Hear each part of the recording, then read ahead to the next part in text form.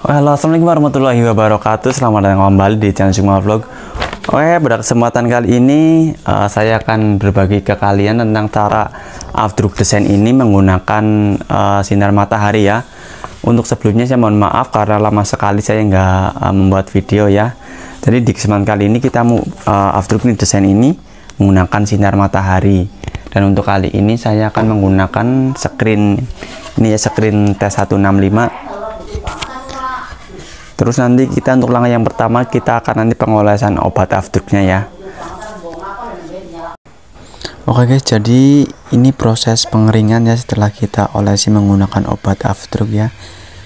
Ini kita keringkan menggunakan hair dryer dan proses pengeringan ini harus benar-benar kering ya.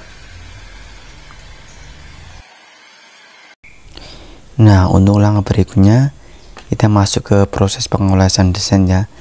Di sini saya menggunakan solar sebagai pengolesnya ke desain ya. Ini saya sudah siapkan desain seperti di video ini, terus kita oleskan menggunakan solar. Teman-teman bebas menggunakan solar atau minyak tanah atau minyak goreng, itu sama saja, yang penting ini bisa rata seperti ini. Nah, jadi di sini kita menggunakan sinar matahari ya sebagai penyinaran desainnya, kurang lebih karena ini agak mendung, jadi kurang lebih 45 sampai 1 menit penyinaran.